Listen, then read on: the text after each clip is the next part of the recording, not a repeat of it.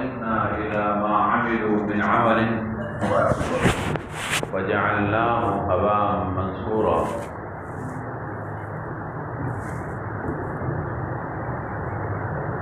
مجھے جس موضوع پر بات کرنے کے لیے کہا گیا ہے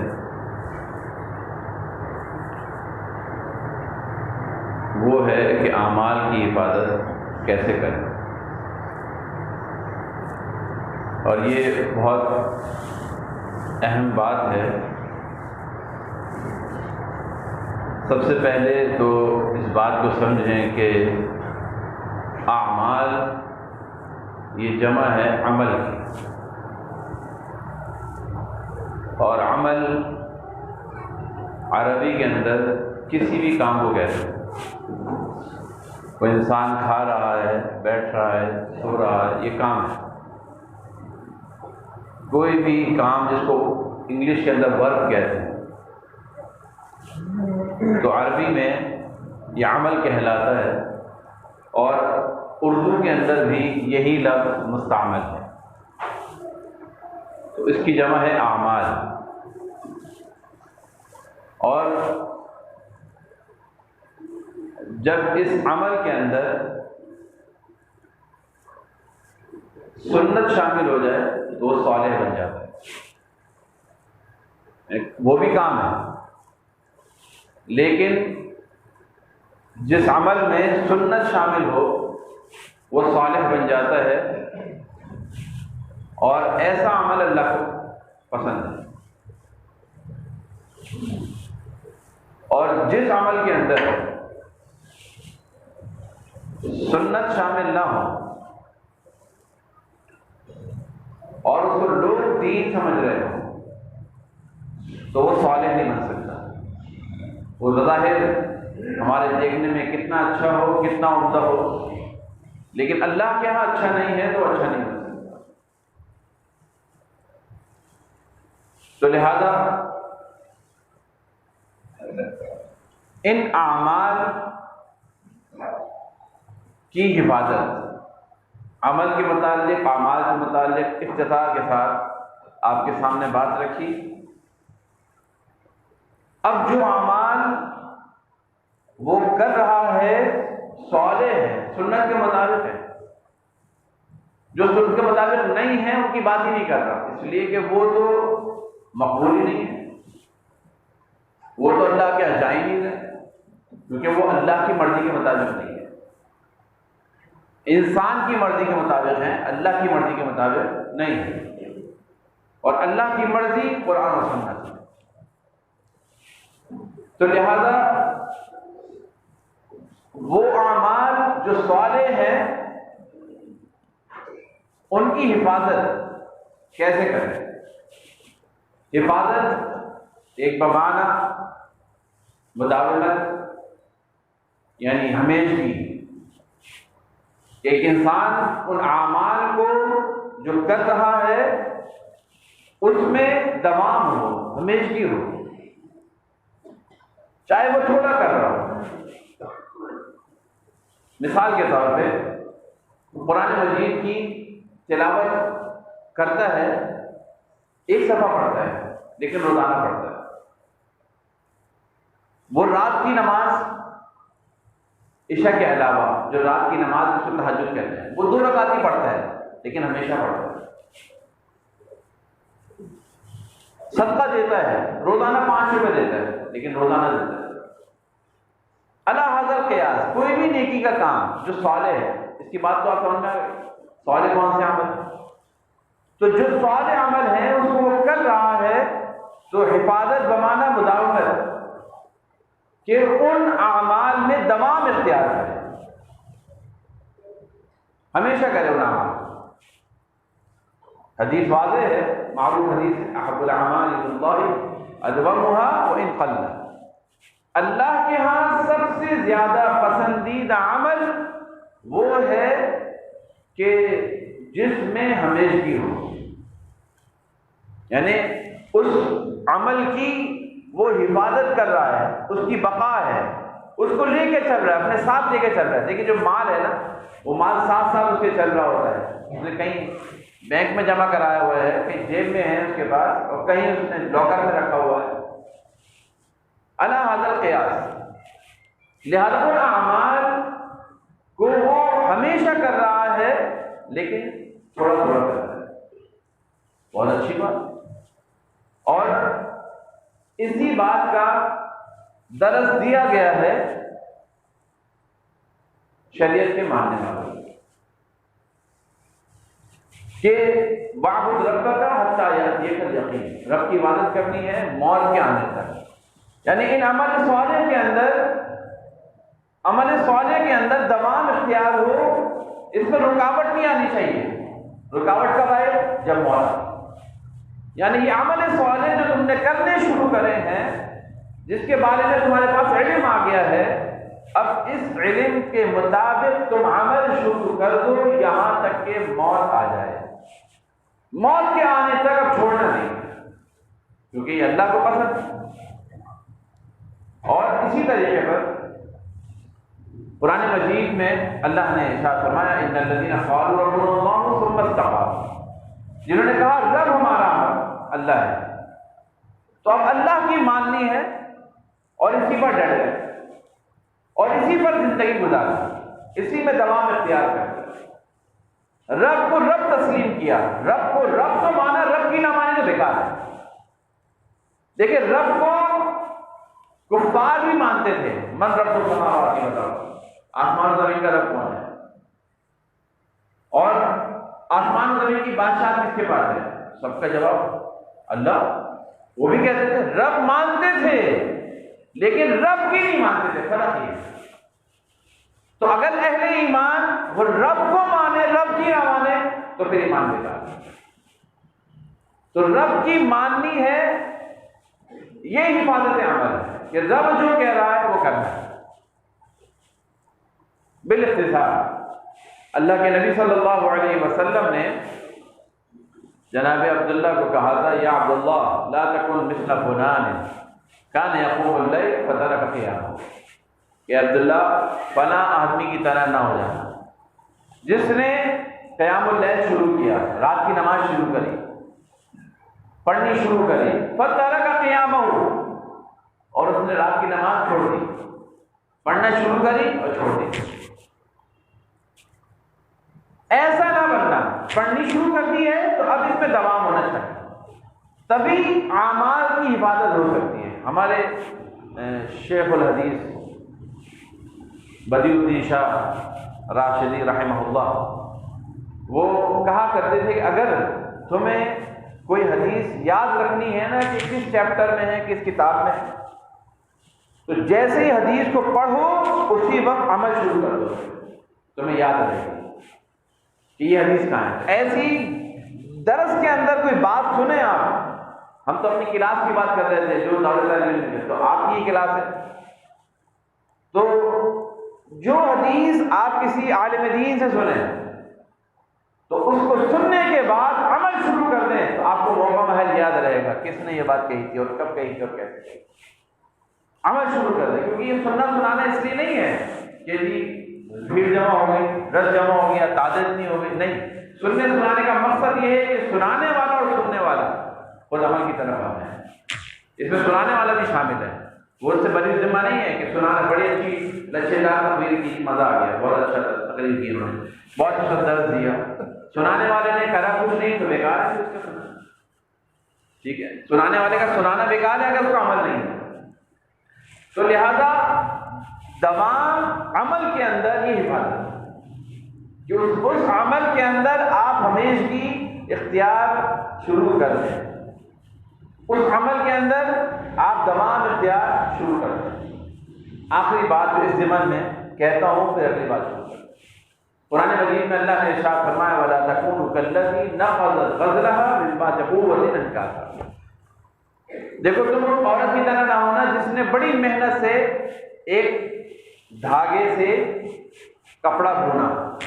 پہلے چرخے میں کپڑے بنے جاتے، یا بڑی محنت سے آسان الفاظ میں سردی کا موسم ہے، سلائیوں کے ذریعے اس نے سویٹر بنا. پہلے کی عورتیں بڑے شوق سے کرتی تھیں، اب تو معاملے دوسری طرف چلے گئے، ڈسپوزیبل چیزیں چاہیے.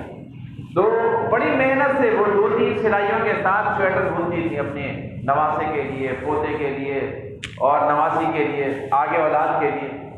تو پوری محنت کرنے کے بعد جب پورا سویٹر بن گیا، پورا کپڑا بن گیا، 8-10 دن 15 دن کی محنت کے بعد آخر میں کسی غصے میں آ کے اس نے اس کا سرا پکڑا اور سارا کا سارا سویٹر جو محنت 15 دن کی تھی وہ ختم کر دی. تو کہا اس طرح تم نہ بن جانا کہ محنت کری، عمل شروع کر دیے اور اچانک وہ عمل ترک کر دیا، میں نے نہیں کرا، وہ عمل ترک کر دیا. اس عورت کی طرح نہ ہونا، عمل شروع کیا ہے تو اس میں دوام اختیار کی. دوسرا یہ ہے کہ جو عمل کر رہے ہیں، ایک حفاظت بمانا دوام، میں نے آپ کو بتایا. دوسرا جو عمل کر رہے ہیں اس عمل کا اجر آپ کو مل جائے. ٹھیک ہے، عمل کرنا یہ ایک طرف ہے اور اس عمل کا اجر ملنا، اس کے بارے میں سوچنا پڑے گا کہ عمل تو ہم کر لیں لیکن اجر نہ مل رہا.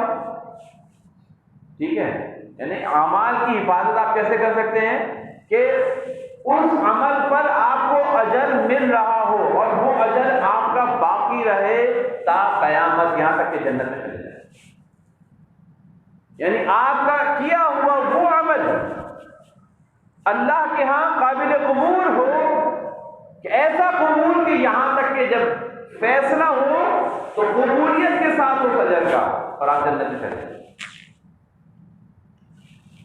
دیکھیں، ایک معمولی سا عمل، ایک انسان اللہ کی راہ میں کھجور خرچ کرتا ہے اور وہ کھجور جب خرچ کرتا ہے اللہ کی راہ میں تو حدیث میں آتا ہے کہ اللہ اس کو اپنے ہاتھ میں لے لیتا ہے، یہ نہیں معلوم کہ کیفیت کیا ہے، اور پھر اللہ اس کو ہاتھ میں لی ہوئی کھجور کو پالتا ہے جیسا تم میں سے کوئی اپنے گھوڑے کو پالتا ہے، اور اس کو پال کر اللہ بڑا کرتا ہے.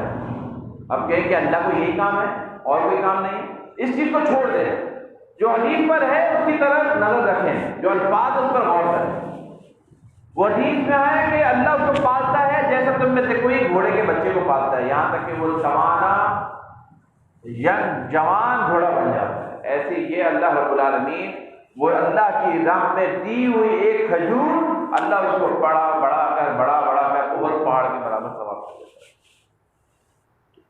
یہ آپ کا عمل اللہ کے ہاں احد پہاڑ کے برابر لکھ دیا گیا. ٹھیک ہے، اللہ کے ہاں لکھ دیا گیا، جس کا ثواب یہ ہے بتا دیا گیا. آپ نے یہ کام کیا، اس کا ثواب یہ ہے، یہ کام کیا، آپ کا ثواب یہ، آپ کو ثواب یہ ملتا ہے، یہ ثواب آپ کو ملتا ہے، آپ یہ ثواب کر رہے ہیں، یہ ثواب والے اعمال کر رہے ہیں. لیکن اب عمل کیے اور صالح بھی کیے، جو بتا چکا پہلے آپ کو، عمل کیے صالح کیے، غیر صالح تو چھوڑ دیں. کتنی ہی محنت کر کے بیچارے اللہ تعالیٰ ان کو ہدایت دے، ثواب کچھ نہیں مل رہا. کتنی ہی محنت کر کے اپنے تئیں ثواب سمجھ رہے ہیں لیکن ثواب نہیں مل رہا. اللہ ان کو ہدایت دے. لہذا جو عمل کر رہے ہیں صالح کر رہے ہیں، سنت کے مطابق کر رہے ہیں، لیکن ڈرنا اس بات پر ہے کہ کہیں یہ عمل ضائع نہ ہو جائے، یہ عمل ہمارے ضائع نہ ہو جائے. تو اب ان اعمال کی حفاظت کیسے کہ ان اعمال کا اجر آپ محفوظ رکھ سکیں، آپ بچا سکیں. نمبر 1 یہ ہے کہ کسی بھی طریقے پر توحید پر ضرر نہیں آنا چاہیے. کسی بھی انداز سے عمل صالح کر رہا ہے اور تھوڑا کر رہا ہے، زیادہ پر باقی نہیں کر رہا، وہ تھوڑا عمل کر رہا ہے، لیکن اگر کسی بھی پہلائے پر اس نے شرک کیا اللہ کے ساتھ تو یاد رکھ لینا چاہیے اس کی زندگی کے سارے اعمال برباد ہو جائیں گے. مانا یہ کہ جو اس نے جمع پونجی کی، گارڈ نہیں بٹھایا، ٹھیک ہے، یہ گارڈ ہے، اس مال پر اپنے کوئی چوکیدار کو نہیں بٹھایا، تو مال اس کا چھن گیا، مال اس کا چلا گیا، جو ساری محنت اس نے کی وہ اسے چھن جائے گی اگر وہ شرک اختیار کر لے گا اللہ کے ساتھ، اللہ کے ساتھ شریک کرا۔ یہ پہلی چیز ہے کہ جس سے اس کے اعمال ضائع ہو جائیں گے اور اس کو اس بات کا خیال نہیں ہوگا کہ وہ جو اس نے جمع پونجی کی ہے وہ اس کی حفاظت نہیں کر پائے، اور وہ عمل کے سے چلے جائیں گے اور پھر بولو۔ قرآن مجید میں اللہ رب العالمین نے نبی اکرم صلی اللہ علیہ وسلم اور نبی اکرم صلی اللہ علیہ وسلم سے پہلے انبیاء سے بابر ذکر کیا، وَلَقَدْ أُوحِيَ إِلَيْكَ وَإِلَى الَّذِينَ مِن قَبْلِكَ لَئِنْ أَشْرَكْتَ لَيَحْبَطَنَّ عَمَلُكَ۔ آپ کی طرف بھی ہم یہ وحی کر رہے ہیں اور آپ سے پہلے انبیاء پر بھی یہ وحی کی گئی تھی کہ اگر اللہ کے ساتھ شریک کیا تو اعمال برباد ہو جائیں گے، اعمال برباد ہو جائیں گے، ضائع ہو جائیں گے، جتنی محنت کی ہوگی، ٹھیک ہے، انتھک محنت کی، صبح شام محنت کی، اور وہ نبی کا درجہ عام امتیوں سے متعلق کتنا زیادہ ہے، کتنا زیادہ ہے، لیکن نبی اکرم صلی اللہ علیہ وسلم اور پچھلے انبیاء سے متعلق بھی یہی کہا گیا کہ اگر انہوں نے شرک کیا تو ان کے اعمال برباد ہو جائیں گے۔ شرک ظاہری یہ نہیں کہ آپ قبر پہ جا کے سجدے کر لیں، یہ تو واضح ہے، اور کچھ ایسے شرک جو اچھی سمجھ بوجھ رکھنے والے لوگ وہ اس میں مبتلا ہے، وہ اس میں مبتلا ہے اور عقیدہ اپنا خراب کر رہے ہیں، عقیدہ خراب، اعمال برباد، وہ اپنے اعمال کو نہیں بچا سکتا، اعمال کر رہا ہے لیکن اجر اللہ کیا کچھ نہیں ہے۔ قرآن سے بات ہے، مثال کے طور پہ وہ دھاگا باندھ رہے ہیں، مثال کے طور پہ وہ تعویذ لٹکا رہے ہیں، مثال کے طور پہ وہ کڑ لٹکا رہے ہیں، مثال کے طور پہ وہ جوتا لٹکاتا ہے اپنی گاڑی کے نیچے کہ یہ جوتا جو ہے وہ اس گاڑی کو نظر بد سے بچائے گا، ٹھیک ہے، یہ جوتا جو ہے اس گاڑی کو نظر بد سے بچائے گا، یعنی معاملہ اللہ سے ہٹا کر جوتے کی طرف کر گیا۔ جو جوتا اس کی نظر میں انتہائی حقیر چیز ہے، لیکن اس حقیر چیز کے ذریعے اپنی گاڑی کی حفاظت کر پا رہا ہے، اور یہ عام چیز نظر آ رہی ہے، ٹھیلوں کے اندر کوئلہ رکھا ہوا ہے، بہت ساری چیزیں ہیں جو لوگ جانے انجانے میں کر رہے ہیں، اور اس پیرائے سے ان کا عقیدہ خراب ہو، اللہ کی طرف سے ان کا عقیدہ ہٹ کر اللہ کے غیر کی طرف جو بے جان چیزیں اپنے ہاتھ سے خود بنائیں گے، وہ خود بھی اپنے ہاتھ سے بناتے تھے، ان کی پوجا کرتے تھے، اور یہ جوتیاں بھی اپنے ہاتھ سے بنا رہے ہیں، دھاگے بھی اپنے ہاتھ سے، تعویذ بھی اپنے، کڑے بھی اپنے ہاتھ سے، اور یہ سب خود بنائے گئے، پھر ان کی پوجا اور ان سے کہا جا رہا ہے کہ ان کے متعلق کہ یہ بچائیں۔ تو اچھے خادر صحیح سمجھدار لوگ بھی معاشرے کی بھیڑ کرتے ہیں، اور اس پہرائے پہ آ کر ان کے عقیدے خراب ہو گئے، ان کو پتہ نہیں، بہت تیزی کے ساتھ ختم ہو گئے، ان کے عقیدے خراب ہو گئے، اور عقیدے خراب ہوئے، اعمال سارے جو کیے برباد ہو گئے۔ نماز صحیح سنت کے مطابق پڑھ، روزے سنت کے مطابق رکھ رہے ہیں، اور اسی طرح حج، زکات، یہ سب سنت کے مطابق، ایک ایک کام سنت کے مطابق کر رہے ہیں، جو کہ قابل قبول ہے، قابل قبول ہے، لیکن اس چیز میں آ کر وہ سارے کے سارے عمل اس کے برباد ہو جائیں۔ تو ضروری ہے کہ اپنی توحید کو راسخ کریں، مضبوط کریں، توحید میں گڑبڑ نہیں ہونی چاہیے، کیونکہ حدیث میں آتا ہے کہ بندہ کل قیامت والے دن مجھ سے ملاقات کرے، اس کے گناہ زمین و آسمان سے بھرے ہو، لیکن اس نے میرے ساتھ رائی کے دانے کے برابر شرک نہیں کیا ہو، تو اپنی رحمت سے معاف کر دو، اپنی رحمت سے معاف کر دو، اور زمین و آسمان بھر کر نیکیاں لے کر آئے گا، لیکن رائی کے دانے کے برابر شرک کیا ہوگا، اعمال برباد ہو جائے گا، جنت میں نہیں جا سکتا۔ تو لہذا جہاں دیگر اعمال کی بابت وہ سوچ رہا ہے سنت کے مطابق کر رہا ہے، اس کو صالح بنا رہا ہے، تو لہذا ضروری ہے کہ اس کی حفاظت کرے، اپنی توحید کو پکا کرے۔ دوسرے نمبر پہ یہ اعمال کر رہا ہے، صالح بھی، عقیدہ بھی اس کا صحیح ہے، ہر اعتبار سے وہ درست جا رہا ہے، لیکن جو اس کا ذرائع آمدن ہے، جو اس کا ذریعہ آمدن ہے، کاروبار ہے، وہ حرام پر مبنی ہے یا حرام کی آمدنی سے، اس کے کاروبار کے اندر کسی نہ کسی طریقے پر حرام چیز ملوث ہے، اور وہ اس حوالے سے سوچ و بچار نہیں کرتا، یعنی اس کے عمل جو ہے وہ عین سنت کے مطابق ہے، توحید بھی اس کی پکی ہے، لیکن اس گہرائی پر آ کر اس کے اعمال ختم ہو جائیں گے اگر وہ اپنے مال کا ذریعہ، کمائی کا ذریعہ حرام کے طور پر لے رہا ہوگا، اس کے اعمال اللہ کے ہاں جائیں گے نہیں، اللہ کے ہاں قبول ہی نہیں ہوں گے۔ اگر وہ حرام کمائی کرتے ہوئے اعمال کرے، اللہ کے ہاں اس کے اعمال ہی نہیں پہنچیں گے، وہ ساری صرف محنت ہوگی، وہ ساری صرف اٹھک بیٹھک ہوگی۔ ایک انسان کو ورزش کرتا ہے، صبح ورزش کرتا ہے، کتنی ٹائم لگاتا ہے، پسینے میں شرابور ہو جاتا ہے فٹنس کے لیے، بس اسی طرح اس کی اٹھک بیٹھک ہے اور کچھ بھی نہیں۔ وہ دین کے لیے مخلص ہو کے کام کر رہا ہے، لیکن ذرائع آمدن اس کے ٹھیک نہیں ہے۔ نہیں سوچتے لوگ اس بات کہ ہمارا لین دین کیسا ہے، ہم کیا بیچ رہے ہیں، کبھی معلومات کی کون حساب سے پھنس جائیں گے، پوچھیں گے تو پھنس جائیں گے، کیونکہ ایک عرصے سے کرتے ہوئے آ رہے ہیں، اور دوسری طرف جائیں گے تو پھر بھوکے مر جائیں گے، ہے نا، دوسری طرف جائیں گے تو بھوکے مر جائیں گے، تو لہٰذا جو جیسا چل رہا ہے ویسا چل جائے گا۔ تو فکر نہیں ہے اس بات کی کہ اپنے ان اعمال کی جو کر رہا ہے حفاظت کر لے، کس طرح؟ اپنے کام کو حلال پر دیا ہے۔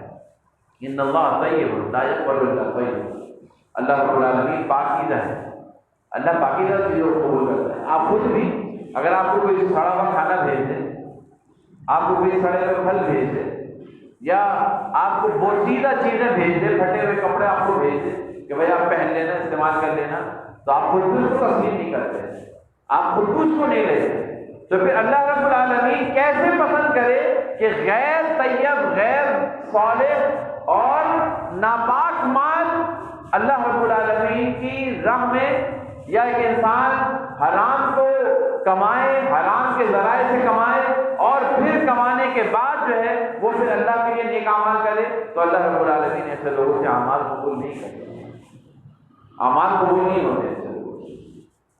حدیث واضح ایک معلوم ہے کہ ایک شخص جو ہے وہ حج کے لیے نکلتا ہے، سفر میں بڑا معتبر ہے، سفر بڑا معتبر ہے، اور جس جگہ جا رہا ہے وہ بھی بڑی عظیم جگہ ہے، مکہ مکرمہ، حج کے لیے جا رہا ہے، اور لباس بھی وہ کہ جو بڑا بہترین لباس، بڑا بہترین لباس، وہ ایسا لباس کہ حدیث میں آتا ہے اللہ کے نبی صلی اللہ علیہ وسلم کے ایک صحابی اپنی اونٹنی سے گر کر شہید ہو گئے، اور وہ احرام کی حالت ہے۔ نبی اکرم صلی اللہ علیہ وسلم نے ارشاد فرمایا ان کو غسل دو، ان کو غسل دو، اور انہی دو کپڑوں پر کفن دو جو کپڑے وہ پہنے ہوئے تھے احرام کے لیے، انہی دو کپڑوں، اور دیکھو اس کا سر نہیں ڈھانپنا، عام مردوں کا سر ڈھانپ دیا جاتا ہے، 3 چادروں میں لپیٹا جاتا ہے، دیکھو اس کا سر نہیں ڈھانپنا، انہی دو کپڑوں میں جو پہنا ہوا تھا اسی میں تو کفن دو۔ کل قیامت والی قبر سے جب اٹھایا جائے گا تو یہ تلبیہ پڑھتا ہوا اٹھے گا، اسی حالت میں اٹھے گا اور تلبیہ پڑھ رہا ہوگا، اس کو ایسی حالت، یہ ایسا عظیم لباس، تو لہذا اس کیفیت میں وہ پہنچتا ہے وہاں پر، اور وہاں پہنچ کر دعا کرے قبول نہ ہو نہیں سکتا، وہاں پہنچ کر دعا کرے قبول نہ ہو ہی نہیں سکتا، الا کہ مطعمہ حرام ہو، اس کا کھانا حرام کرتا، جو چیزیں وہ کھا رہا تھا حرام کی تھی۔ آج ہم بڑے شوق سے ریپر میں لکھا ہوتا ہے حلال ہے، کھا لیتے ہیں، یہ حلال لکھا ہوا ہے، کھا لیتے ہیں نا، ریپر میں لکھا ہوا ہے حلال ہے، تحقیق نہیں کرتے، معلومات نہیں کرتے حلال ہے یا نہیں، لکھے میں بھی چلے آتے ہیں۔ تو اگر کبھی 7 اپ کی بوتل کے کا لیبل لگا دیا ہے شراب کے اوپر، آپ بولے 7 اپ کی بوتل پی سکتے ہے شراب اندر، کیا خیال ہے اس بارے میں؟ سوچتے نہیں ہیں، حلال لکھا ہوا ہے بس ٹھیک ہے جائز، کھانا اس کا حلال حرام کا ہے، پینا اس کا حرام کا ہے، پی کیا ہے؟ اس کی غذا حرام پر ہے، اس کا لباس حرام کا ہے، معنی یہ کہ ذرائع آمدن اس کا حرام کا طریقہ ہے۔ کہہ رہے بھائی میں حرام تو نہیں کھاتا، یعنی کہ چیزیں جو حرام، صبح کا گوشت میں نہیں کھاتا، لیکن جو ذرائع آمدن ہے وہ حرام ہے، جو کاروبار وہ کر رہا ہے حرام کا کر رہا ہے، دکانوں پہ کھلونے بیچ رہا ہے، تصویریں بیچ رہا ہے، کہہ رہے جی وہ کاروبار ہے۔ جو ذریعہ معاش حرام ہے، حرام، سگریٹ بیچ رہے ہیں، تمباکو بیچ رہے ہیں، کہہ رہے میرا کام ہے، لیکن ذریعہ معاش جو انسان شراب بناتا ہے، شراب کے لیے جو چیزیں مہیا کرتا ہے، جو شراب بیچتا ہے، سب برابر کے شریک ہیں۔ ایک انسان سود نہیں لے رہا، ایک انسان سود نہیں دے رہا، لیکن صرف اس کے لیے لکھ رہا ہے، اس کے لیے گواہ بن رہا ہے، کہاں چاروں شریک ہیں۔ ان لکھنے والے اور گواہ بننے والے کیا قصور ہے؟ نہ لے رہے نہ دے رہے، گواہی دینے والا بھی اس میں شامل ہے۔ تو بہت پیچیدگیاں ہیں علت اور حکم کے اعتبار سے، تو اس کے بارے میں تحقیق کرنی پڑے گی، اس لیے کہ ہم نے اپنے اعمال بچانے، اعمال ویسے ہی تھوڑے کر رہے ہیں، اعمال ویسے ہی تھوڑے ہمارے ہیں، اتنے زیادہ نہیں ہیں، اور اگر وہ بھی ختم ہو جائے اس ذریعے سے تو پھر ایسے اعمال کرنے کا فائدہ کچھ نہیں ہوگا۔ تیسرے نمبر پہ کہ ایک انسان عمل وہ کر رہا ہے، توحید اس کی اچھی ہے، ذرائع آمدن بھی اچھا ہے، لیکن وہ اعمال جو اس نے کیے، کوئی عمل اس نے کیا وہ دکھلاوے کے نظر ہو گیا، تو اس کا سارا عمل کیا ہوا وہ اس کو بچا نہیں سکا۔ بظاہر ایسا لگتا ہے کہ وہ عمل اس کے کل قیامت والے دن کام آئے گا، قطعی طور پر وہ عمل اس کا کیا ہوا کام آئے گا قیامت، قطعی طور پر نہیں، اس لیے کہ اس نے اس عمل کے اندر جو اللہ کے لیے کرنا تھا اور خالصتاً اللہ کی رضا اس میں شامل ہونی چاہیے تھی، اس نے کسی اور کی نظر کر لیا، وہ عمل کسی اور کے لیے کر لیا، تو اجر بھی پھر وہی دے گا، اللہ کے یہاں کوئی اجر نہیں، اللہ کے یہاں کوئی اجر نہیں ہے، اس لیے کہ اس نے عمل سنت کے مطابق تو کیا ہے، توحید پر رہتے ہوئے کیا ہے، اور حلال کمائی، ذرائع آمدن حلال کے ہوتے ہوئے کیا ہے، لیکن فقط بات یہاں پر آ گئی کہ اس کے عمل کے اندر اخلاص نہیں ہے، اس نے دکھلاوے کے لیے وہ عمل کر دیا، اس نے دکھاوے کے لیے وہ عمل کیا، اور دکھاوے کے لیے جب کیا تو پھر کیا ہو، وہ عمل برباد ہے۔ ہم رمضان کے معاملے میں روزہ کشائی کرا رہے ہیں، روزہ رکھا ہے، روزہ کشائی ہو رہی ہے، کیوں؟ بچے کی خوشی ہے، دکھلاوا۔ یہ روزہ کس کے لیے؟ اللہ کے لیے تھا۔ روزہ کس کے لیے؟ اللہ کے لیے تھا۔ ہم نے سب کو بتا دیا ہمیں روزہ رکھا ہے۔ یہ روزہ ایسا مخفی عمل ہے، اور باقی اعمال ایسے مخفی کہ انسان کا تعلق دل کا اللہ کے ساتھ، کہ صرف اللہ کی رضا کے لیے کر رہا ہو، لوگوں کی خوشنودی اور لوگوں کی واہ واہ مقصود قطعی طور پر نہ ہو، تو یقینی طور پر اس کا رائی کے دانے کے برابر کیا ہوا عمل اللہ کے یہاں مقبول ہوگا، اللہ قبول کر لے گا۔ اس کا مطلب اس نے اپنے عمل کو محفوظ کر لیا اللہ کے یہاں، اور اس معمولی سے عمل کا اجر اللہ کے یہاں سے مل جائے گا، ورنہ بڑے بڑے اجر، بڑے بڑے چوٹی کے عمل، قرآن کی تعلیم، قرآن کو سیکھنا اور سکھانا، اور اسی طریقے پر مال اللہ کی راہ میں خرچ کرنا، اللہ نے دیا اللہ کی راہ میں خرچ کرنا، اور اسی طریقے پر اللہ کے راستے میں جہاد کرنا، چوٹی کے عمل، اور یہ چوٹی کے عمل اللہ کی جناب میں یہ کرنے والے اللہ کی جناب میں بجائے جنت میں جانے کے جہنم میں ڈال دی جائیں گے۔ اعمال تینوں جنت میں جانے والے یقینی طور پہ پکے اعمال ہیں کہ جن کی وجہ سے وہ کتنی جنتوں کی نعمتیں حاصل کر سکتے ہیں، اور ان کے لیے کتنی خوشخبریاں قرآن و حدیث میں ہیں۔ وہ خوشخبریاں ایک طرف ہیں، لیکن اگر ان اعمال کے اندر دکھلاوٹ شامل ہو جائے، ریاکاری شامل ہو جائے تو یاد رکھ لیجیے گا یہ عمل بجائے جنت میں لے جانے کے جہنم میں لے جانے کا سبب۔ عمل وہی ہے، وہی عمل ہے، لیکن وہی عمل ایک انسان دل کی گہرائیوں سے اخلاص پر کرتا ہے تو جنت کی بالا خانوں میں جاتا ہے، اعلیٰ علیین میں جاتا ہے۔ اور یہی عمل اگر دل کے اندر اخلاص نہیں، کھوٹ ہے، دکھلاوا ہے، تو یہی عمل جہنم میں لے جانے کا باعث۔ حدیث واضح ہے، چار وہ تین شخص کا واقعہ اسی ضمن میں جو حدیث کے اندر موجود ہے۔ تینوں قسم کے لوگ لائے جائیں گے، قاری قرآن بھی، اور اسی طرح سخی بھی جو مال و دولت اللہ کی راہ میں خرچ کرتا ہے، اور ایک شہید۔ سخی سے پوچھا جائے گا کہ تم کو مال دیا، تم نے کیا کیا؟ دنیا میں تمہیں مال ملا، تم نے کیا کیا؟ اللہ تیری راہ میں خرچ کیا، تیری راہ میں دیا، تو نے مال دیا تھا، تو اللہ کہے گا تو نے جھوٹ بولا، تو نے مال اس لیے خرچ کیا کہ لوگ تجھے سخی کہیں۔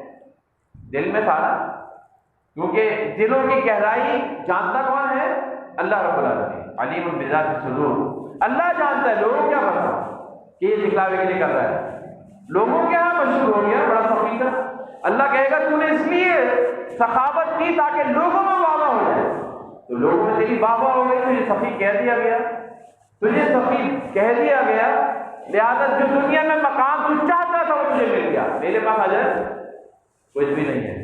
فرشتوں کو کہا جائے گا پکڑ لو اس کو، آندھے منہ جہنم میں ڈال دو، اعوذ باللہ من ذالک، آندھے منہ جہنم میں ڈال دو۔ ایسے شہید کا معاملہ ہوگا، اور ایسی ہی قرآن کی تعلیم دینے والے مفتی صاحب کا واقعہ ہوگا، معاملہ ہوگا کہ وہ اشخاص بھی اللہ کی رضا کے لیے نہیں بلکہ لوگوں کی رضا کے لیے کام کرتے ہیں۔ اللہ کہے گا پکڑ لو ان کو اور آندھے منہ جہنم میں ڈال دو۔ تو عمل کیے، توحید پر رہتے ہوئے صالح عمل کیے، اور مال بھی ان کا صحیح ٹھیک تھا، لیکن نیت کے اندر کھوٹ تھی، تو اعمال ان کے ضائع ہو گئے۔ اور پھر آخری بات اس ضمن میں کہ وہ عمل جو وہ کر رہا تھا توحید کے ساتھ، اخلاص نیت کے ساتھ، مال کمائی بھی اچھی تھی، لیکن سنت کے مطابق وہ عمل نہیں تھا، وہ سنت کے مطابق نہیں، تو لہذا وہ عمل اس کا کرنا بیکار ہے، رائگاں ہے، کتنی محنت کر لے، یہ اس کا عمل محفوظ نہیں ہے اللہ کے ہاں، یہ اللہ کے ہاں لکھا نہیں گیا ہے، لہذا اس نے عمل تو کیا لیکن بیکار کیا۔ عاملۃ ناصبہ، عمل کر کر کے تھک جانے والے، عمل کر کر کے تھک جانے والے، بہت انتھک محنت کی، عمل بہت سارے کیے، لیکن سب غیر شرعی عمل، سنت کے خلاف عمل، لہذا کل قیامت والے دن اکثرین میں ہوں گے خسارہ پانے والے لوگ۔ وہ یہ سوچتے تھے کہ ہم جو کام کر رہے ہیں بڑا اچھا اور عمدہ کر رہے ہیں۔ 5ویں نمبر پر، دنیا میں رہتے ہوئے ایک دوسرے کی باغ دوڑ کہ فلاں اس کو یہ مل رہا ہے، فلاں کے پاس یہ ہے، فلاں کے پاس ایسا ہے، اتنی گاڑیاں ہیں، اتنے اس کے مکان ہیں، اور اتنی دکانیں ہیں، ایسا اچھا کاروبار ہے، بس یہ چیز اس کے دل و دماغ میں بیٹھ گئی، اور اس سے اس کے دل میں حسد پیدا ہو گیا، اس سے حسد پیدا ہو گیا، اپنے بھائی سے حسد کرنے لگا کہ اس کے پاس مال کیوں آیا۔ اگر صحیح عقیدے پر مبنی ہوتا تو یقینی طور پہ اس بات کو سمجھ لیتا کہ والقدر خیرہ و شرہ، اچھی اور بری تقدیر پر ایمان لے کر آنا، کہ اگر اچھائیاں اپنے بھائی کو مل رہی ہے تو اللہ کی طرف سے، خیر بھائی کو مل رہی ہے تو اللہ کی طرف سے، اور میرے پاس وہ خیر نہیں ہے تو یہ بھی اللہ کی طرف سے، کمی اور زیادتی اللہ کی طرف سے۔ اگر صحیح مومن ہوتا تو کبھی حسد نہ کرتا، دل و دماغ میں حسد نہ پیدا کرتا کہ وہ مال جو اس کو ملا ہے کیوں آ گیا اس کے پاس، اس سے چھن جائے میرے پاس، وہ دکان اس کے پاس آ گئی اس سے چھن جائے میرے پاس آ جائے، وہ گاڑی اس سے چھن جائے میرے پاس آ جائے، دل میں حسد پیدا ہو گیا، اور یہ حسد جو ہے اس کے سارے کیے طرح کو ختم کر دیا، یعنی جتنے بھی عمل وہ کر رہا ہوگا وہ اپنے اعمال کو بچا نہیں سکے گا، بلکہ ان حسد کی وجہ سے اس کے اعمال برباد ہو جائیں گے، اس کے اعمال برباد کر دیے جائیں گے، پھر وہ کتنا ہی عمل کر لے اللہ کے ہاں اس کے عمل قابل قبول نہیں ہوں گے۔ حدیث میں آتا ہے ان الحسد یأکل الحسنات، کیونکہ حسد نیکیوں کو کھا جاتا ہے.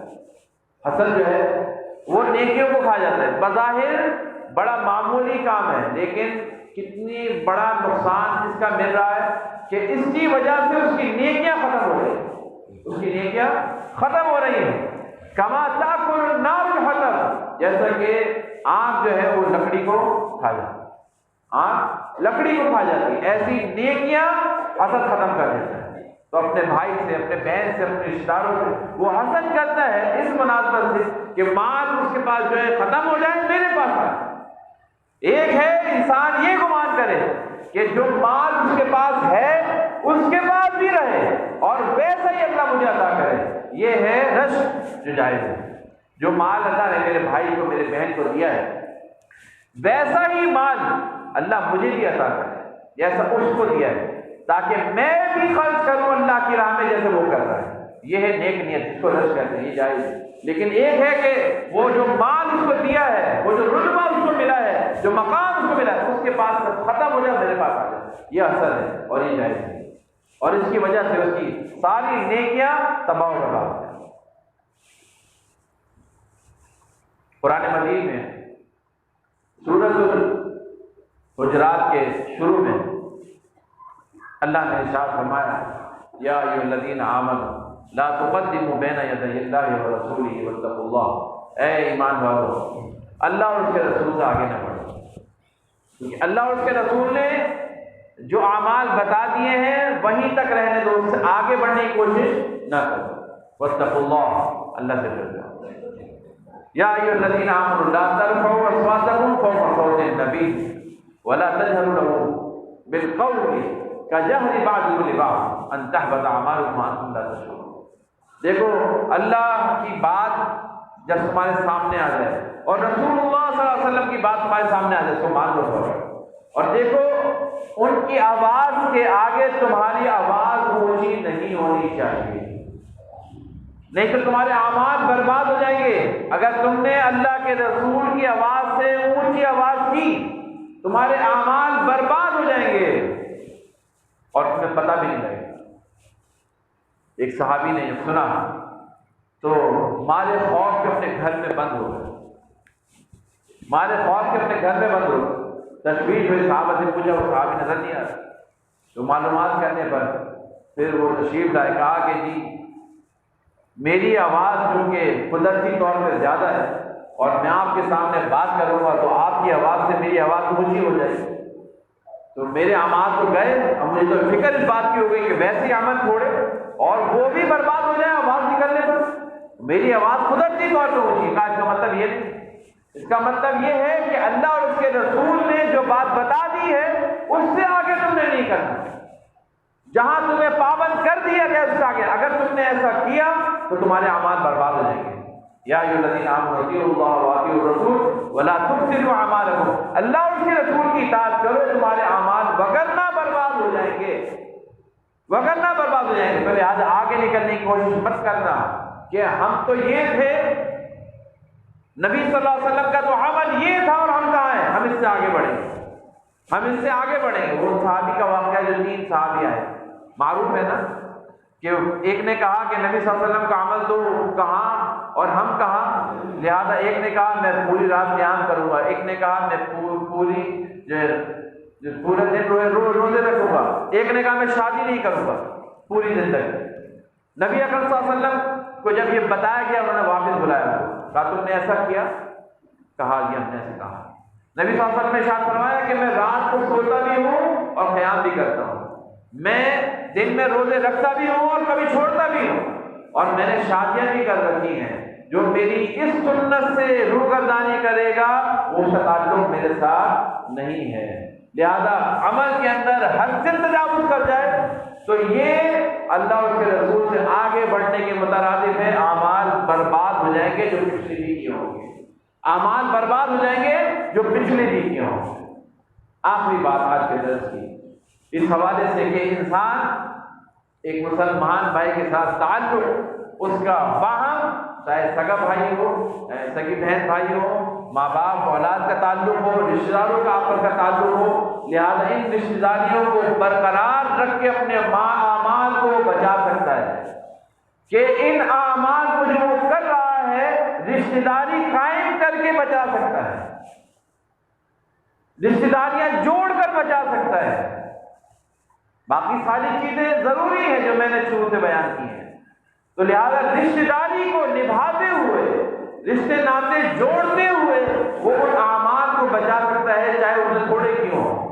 لیکن اگر اس نے رشتے ناطے توڑ دیے، بھائی بھائی سے مڑ گیا، بہن بھائی سے مڑ گئے، اولاد ماں باپ کے ساتھ تعلق ختم کر گئی، رشتہ دار آپس میں تعلق ختم کر گئے، مسجد کے نمازی میں سے کوئی ایک دوسرے سے منہ موڑ گیا اور اس سے بات چیت بند کر دی، یاد رکھ لیجیے گا اللہ کے نبی صلی اللہ علیہ وسلم نے ارشاد فرمایا کہ کسی بھی مسلمان کے لیے لائق نہیں ہے کہ وہ اپنے مسلمان بھائی سے ناراض رہے 3 دن تک۔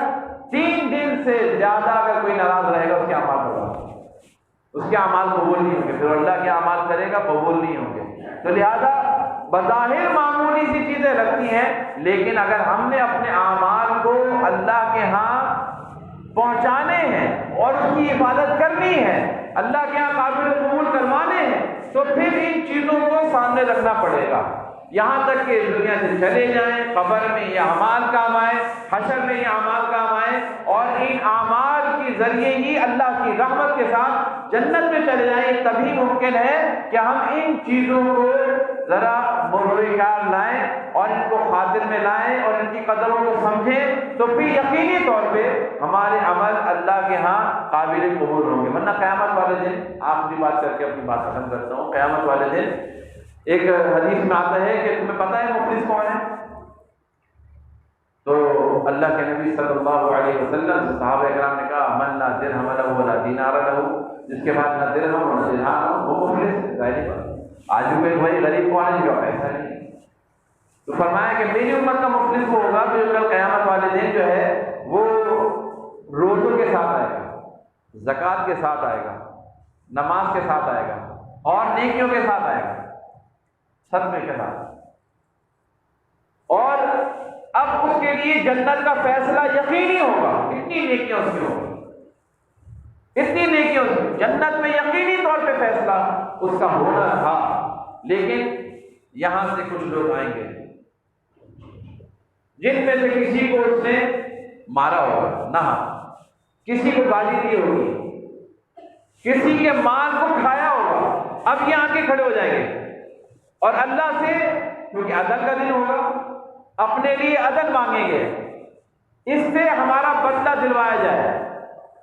تو لہذا بدلہ دینے کے لیے پیسے تو ہوں گے، ظاہری بات ہے، نیکیاں ہیں، اس کو مارا، اس کو گالی دی، اس کا مال ناحق کھایا، اس کی نیکیاں اٹھا کر ان کو دیتے رہیں گے، یہ لو اس کے بدلے میں یہ نیکیاں، اس کے بدلے میں یہ نیکیاں تمہاری، اب یہ دے جاتے جا رہے۔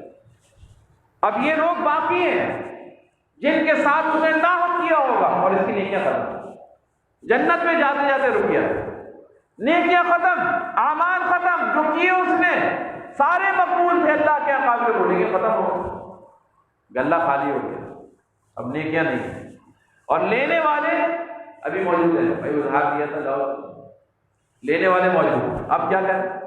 تو فرمایا کہ ان کے گناہ جو جس حصے میں آتے ہیں وہ اٹھا کر اس کے اوپر ڈال دیے جائیں گے، گناہ اس کے اوپر ڈال دیے جائیں گے، یہاں تک کہ یہ لوگ جو دعوے دار آئیں گے ختم، اب یہ گناہوں کے انبار، گناہوں کے بوجھ تلے دب گیا، اور پھر حکم کو اس کے لیے اس کو جہنم میں ڈالا، جنت میں جانے والا اعمال کر کے لیکن حفاظت نہیں کی، اور دنیا میں رہتے ہوئے اپنی طاقت کا غلط فائدہ اٹھایا، اپنے اخر الاصل و رسول کا غلط فائدہ اٹھایا، اپنے مرتبے کا غلط فائدہ اٹھایا، اور اس نے اپنے سے کمزوروں پر جیسا بچ کر سکتا چلا دیا، لیکن کل قیامت والے دن اس کے ساتھ امام مفلس ہو جائے گا، اس کے بعد نیکیاں ختم اور گناہوں کے بوجھ تلے دب جائے گا۔